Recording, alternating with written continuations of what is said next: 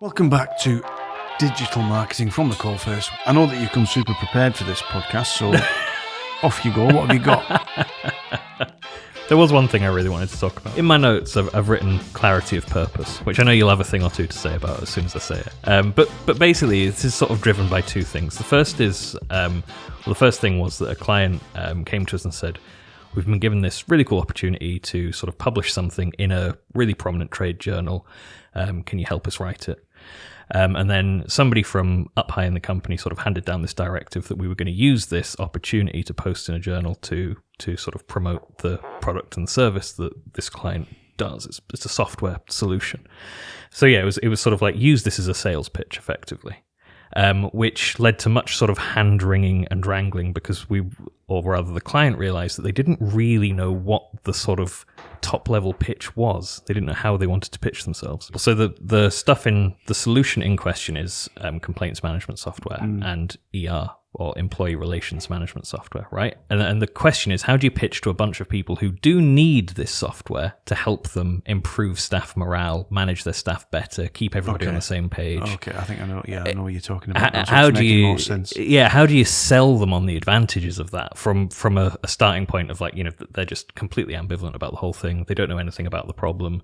You just got to sort of cold pitch it. And they'd never really gone through that process of working out how you do that. What had driven them to develop the software in the first place? Well, a real need. So I think initially the story is that somebody had approached them to make the software and said, you know, we really need a bit of software that does this, that manages this for us. And they'd gone ahead and built it. And then they had done a very good job of marketing it to people who were also looking for that software solution. But like I say, opportunity came up to sort of pitch it to the wider audience. Yeah, I mean, that's not unusual for organizations to develop some software to solve a problem for themselves and then realize that actually there's a market for this product. Yeah. Other people have got the same problem. An awful lot of the time when we're working with people, especially at the beginning of relationships, they think they know that, or they think they have a reasonably good understanding of what it is that they do and who they do it for.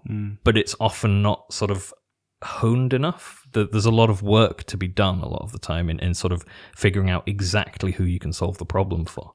Yeah, I mean, if you went to a lot of businesses and went into that business and just said, you, and you, come with me, and then one at a time took them into a room and said, just give me a very quick 30-second pitch about what your business does, some people would struggle with that, I think. Yeah, they would know that they are a draftsperson or a welder or whatever. But it's usually more of an issue further down the line in businesses. So when people are like, well, I'm a welder, I go to work and they show me the drawings and I weld things together. But, you know, they might not necessarily know the bigger purpose, but maybe it's further up. Maybe it's further up that the corporate ladder that people don't really get it. They only understand the bit that they do and not the bigger picture. Or that they understand the bigger picture in such a sort of like a macro way that they're missing the point. Like, we have a client that used to pitch themselves as just sort of like space and storage experts. It's like super meaningless, right? It's like so big picture that there's really no context for it anymore. And it's in a lot of the time, I think, like sort of narrowing that down. And we've been going through that process, right? We've been, for the longest time, we've been like a B2B marketing agency. And we thought that's specific enough. We don't want to sort of limit ourselves. And then after a lot of soul searching, we've ended up in a place where we're like, well, actually, the people we really execute well for and the people we want to work with are actually tech and engineering companies and potentially even, narrower than that because maybe tech is too broad an umbrella. And I just think there's something about that process that people really benefit from, like the clarity you get from working through that stuff sort of exhaustively gets you to a place where when somebody turns around and says, right, pitch to a captive audience of your ideal, potential customers, what exactly is it you do and why do we need it? You can actually just sort of very simply answer that question. A lot of the work we do is about helping businesses understand exactly that, exactly, what problems they solve, who they solve them for, how those people are, how to get them in front of those people, etc. So Why has this one perplexed you particularly? I think a lot of the time on this podcast especially, but even more broadly, when people talk about things like business storytelling or like framing or explaining what it is that you do, they talk about it in a very sort of loose and woolly way. And often, the thing that strikes me is often when you ask clients, well, what is it you do and who do you solve the problem for? Their answers to those questions are often very loose and very sort of like, oh, well, we do this thing, but we could do it for anybody. Or, it's like really rare that you talk to somebody and you say, who is your target market? And they say, oh, well, actually, it's like people in the transport industry who have this problem. And that's it. Like, but that's the point where I guess in my eyes, to be able to market effectively, you really need to get it to that point where you know exactly who your audience is, exactly what you do. And no, I don't think it was particularly that I was perplexed. I mean, we worked through it quite quickly together and sort of came up with the answer and the pitch and the way we were going to solve the problem. But it was more just that sort of like when you sort of shine a light on this stuff, a lot of the time people are very ill-equipped, and that's not a criticism. I think it's because it sounds like one. Well, saying somebody is ill-equipped, but that's not a criticism. It's quite funny, really. Yeah, but no, it's not, because I think an awful lot of people are just too busy doing the job and marketing to the people that are already know they need the thing or whatever, to actually sit down and think, okay, how would I sort of elevate a pitch? What we do? This illustrates why, for marketing to be very good, then the very top people need to be involved in it. Yeah. Because it's very unusual for, say, a CEO not to really fundamentally understand what their business is about. In fact, if they don't, then they're definitely in the wrong job. Well, certainly for good business storytelling, you need people that understand the business intimately. I think this is exactly the point. Even when you sort of delegate to a marketing manager, but that marketing manager isn't tied into, the sort of the reasoning. They're not 100%. And they don't have a lot of skin in the game, maybe. Yeah, absolutely. Because I think all of this stuff, I mean, that's why you end up with these, especially with like in the engineering and tech space, you hear a lot of people say, oh, we're innovators. What do? We innovate. And it's like, it doesn't mean anything. Yeah. But there's a lot of that happens, I think, when, like you say, the CEO doesn't sort of pitch in and say, well, hang on a second, this is what we actually do.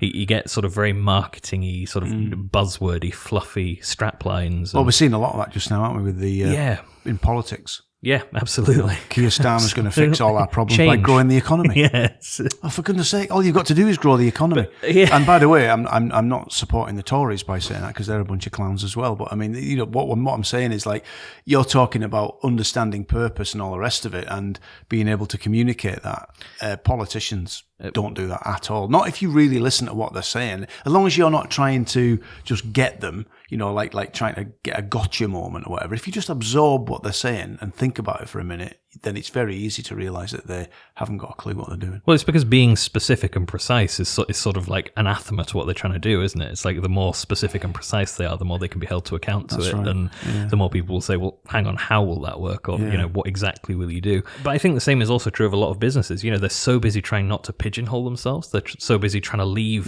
the door open to, even though we predominantly work with subsea engineering companies, one day an American, aeroplane manufacturer could come along and we could technically sell them a part, so we won't say anything too specific on our website in case we alienate people. And I think especially in our space, that's a really sort of endemic problem. It's everywhere. It's like people just do not want to say what they do and who they do it for in a really simple way. And it comes back to the whole time poor thing again, doesn't it? I mean, at the end of the day, it's like understanding. I mean, I think part of the decision making for us when we decided to go down that route was the realization that actually if a potential customer was on our website, they weren't going to spend a lot of time trying to work out who we were and what we did. You have to sort of just say it very simply, very quickly, and give people the sort of almost like the credit, I suppose. You're saying like, right, look, here you go. Here's the information you need. Now you make a decision. And I think when people don't want to do that, they want to sort of hold back and play hard to get and make people work to find out what they do. They sort of underestimate the fact that people are only going to be there for 10, 15 seconds. The challenge for us, we thought, would be that we would potentially miss out on opportunities when we set our stall out to say this is very specifically what we do, the sweet spot for us. But what we're finding is that, well, so far, is that people, we're putting forward a very easy to understand proposition, and the right people go, right, we need to have a conversation, and I think that's, across the board, not just for agencies like us. I mean, as a business, be very specific about who you help, how you help them. It's a similar thing with this article that ended up that's going in this journal, because it started out being a conversation about really ultimately what we're saying is, if you use our software, it will make your staff happier and therefore they will be more productive. That's it. It boils down to that.